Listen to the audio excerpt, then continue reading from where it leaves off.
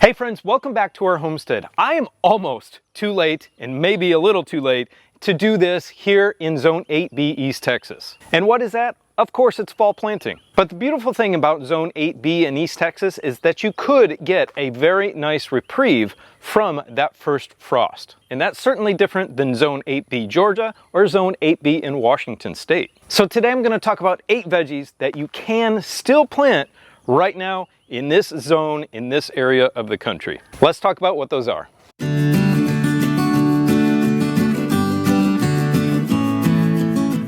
So I'm actually also going to mention some bonus veggies that you can plant at the end of the video. Right now we've got a temperature outside of 75 degrees Fahrenheit. It's 9 o'clock in the morning, and in here it's already 85. So the blessing and curse of this zone in East Texas is it's year by year.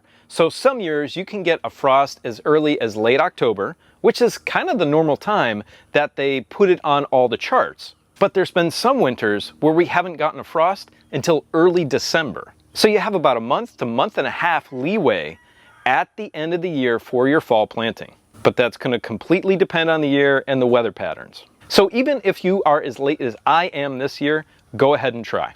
And also what helps us is this greenhouse. I think everybody should have a greenhouse, or technically a hoop house. Now you can have a very inexpensive small hoop house, something to just keep the frost off of certain veggies. And I'm going to talk about those in a second, but very quickly, if you haven't seen our series on building this greenhouse by ourselves, go check out these videos at the top of the screen. It goes step by step on how we assemble this. And additionally, in the description below, I'll have that video listed along with a coupon code that you can use to get one of these. We've partnered with a great company over the years called Grower Solution. I really love their products, and they have a ton of stuff that we use here on our homestead. Okay, let's start with veggie number 1, and that is garlic. And the reason you want to do that is because garlic needs a lot of chill hours. Those chill hours that the garlic needs are called vernalization. It needs a lot of cold to be able to set the enzymes properly for good growth the next year. And many hardneck varieties can be grown way in the north, and they do not mind frozen ground. Here in the southern zones, softneck varieties are the way to go, like Enchilium red. Garlic is not something you are going to be harvesting and eating in the wintertime because it takes a full 9 months to come to maturity. But now is the perfect time to get it planted in your garden. All right, the second veggie for every winter garden, and probably my favorite, although garlic is almost tied for number 1, but the number 1 for me are carrots. There are a lot of carrot varieties. Some do better in the extreme cold, and some do better in more milder temperatures. So down here in the south, you can plant both, especially if you have a greenhouse. But you really do want some cold temperatures, especially with carrots, because what does that do? It develops the sugar in the root. That helps to keep it from freezing, but it also gives it, obviously, amazing flavor. My fall/winter carrots are always much more tasty than my spring carrots. Many carrot varieties can take a very hard freeze, so you can put them out in the garden. But you do want them to develop that root before the freeze comes. That's why I'm right on the edge of being too late for carrots this year, because they do need to develop that root. Once those cold temps hit, growing is really going to stop. So if you have a big top and a little root, it's probably not going to develop. But again, we get a little bit of a reprieve, and I'm in the greenhouse, so these should be perfect. Okay, veggie number 2 are beets. Now beets are right on the edge. I should have gotten these in probably about 3 weeks ago. And even though they are a root vegetable, they are much more susceptible to cold than carrots. Beets can take up to about 20 degrees Fahrenheit, but you do want to cover their leaves with some sort of row cover if you know a frost is coming. They can take a little bit of it, but not much. But again, down here, with that extra extended season and the extension of the season for the greenhouse, these should be also perfect right now, but I gotta get them in. Here's bonus vegetable number 1, and that is a white icicle radish. The advantage of radishes is that they will be fairly cold tolerant, but they grow incredibly fast. So you might even get 2 harvests even planting them this late. So behind me you see the struggle I have every single fall. I still have summer or spring veggies that are growing, and they will continue to grow here in Texas. My tomatoes have started to come back from those really hot summer temperatures. So I have a lot of bed prep to do to make room for my fall garden. Because check this out, I've still got tomatoes developing and it's still flowering out. I don't like to let anything go to waste. So that's why I kind of plant some things around other things and let the ones from the spring keep growing, including my peppers and my eggplant, which you can overwinter. And here in the greenhouse, that is much easier. They need to be trimmed back and covered, but you can still do it. And I've done videos like that before, so check out those on how to overwinter peppers and eggplant up here. Okay, let's talk about the next vegetable, and that is lettuce. Now, some lettuces are going to grow incredibly well in the super cold, but most cannot take a freeze. The nice thing is they are usually very fast growing. And if you want to harvest it early because you know a freeze is coming and you've got those baby lettuce leaves, I almost kind of like those better. So check your lettuces on how cold hardy they are. I'm going to be planting this Landis winter. And if this is not enough, I'm going to throw in some summer bib and see what happens. And if you ever want to know who I buy seeds from, and I don't have an affiliation with any of these companies, although I love their seeds,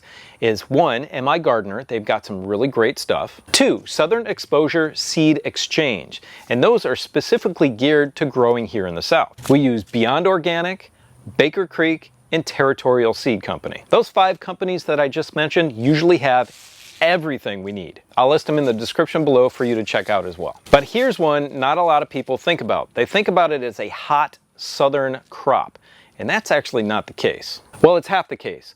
Collard greens. Collard greens can be grown in the super hot weather, but they actually also love the cold.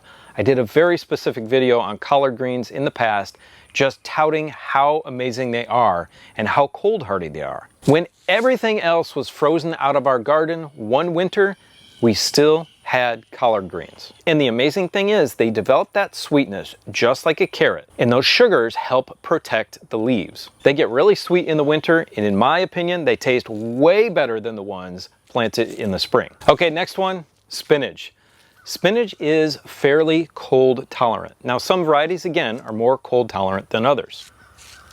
Spinach can take temperatures down between 15 and 20 degrees Fahrenheit. But when you're down that low, you do want to use a row cover because they can get damaged along the edges of the leaves pretty badly. Then again, if you're in the greenhouse, you don't really have to worry about that much if you're heating it to just above freezing. And of course, like everything in your winter garden, these will develop those sugars. They'll be much sweeter in the fall/winter. Okay, another one, not a lot of people know about this. It's in the mustard family. It's a Japanese mustard, and this is Mizuna. This is cold tolerant down to about 15 degrees Fahrenheit and kind of tastes like arugula. It's got a little bit of a peppery flavor to it, although it can be a little bit bitter in the springtime. But again, in the winter, that's different. And if you get it all the way through the winter, which is great, it is very slow to bolt in the spring. So you can actually harvest this for a very long time. Another one you can plant that is semi-cold tolerant, but you need to get it in now, although it is a quick grower, is bok choy. Now this is a bok choy that grew from my spring planting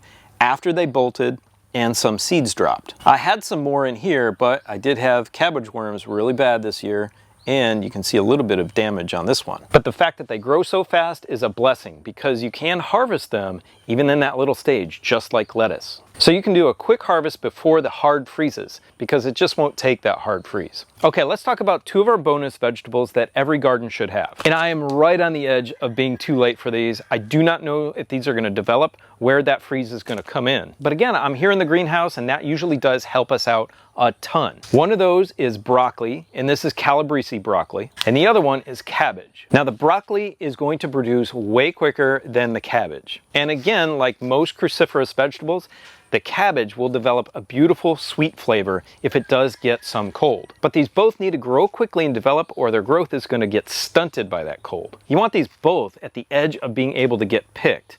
And then those cold temperatures come and kind of sweeten things up. Let's see how this winter works out with our greenhouse.